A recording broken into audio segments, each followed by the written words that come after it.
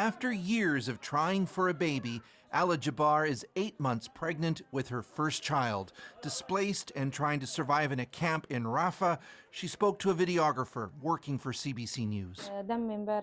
My baby's weight is low because there's no fresh or healthy food, she said.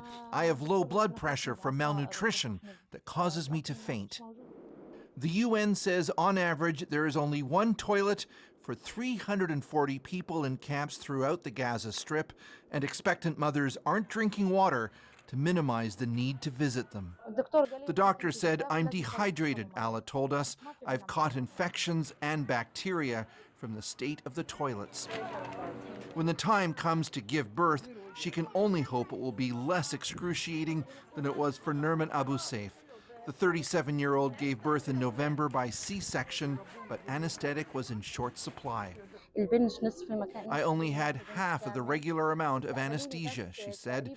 She was discharged after less than a day because the hospital needed the bed for someone else, forcing her to return to a dirty, crowded shelter.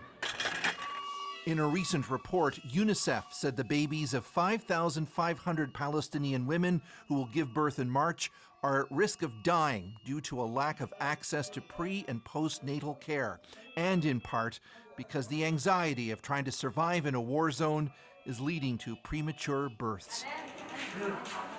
Dr. Hina Chima is an American obstetrician who's volunteering in Rafah's only functioning maternity hospital.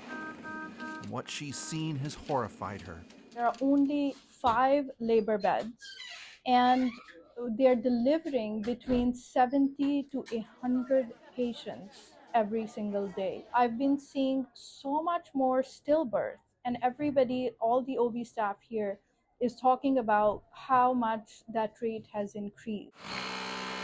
Supplies for newborns are scarce and expensive, especially diapers. So at this workshop that used to make wedding dresses, seamstresses sew together leftover cotton wool and nylon to produce passable substitutes. It's a small bit of resiliency, but Gaza's infants and mothers will need far more if they're to have a fighting chance. Chris Brown, CBC News, London.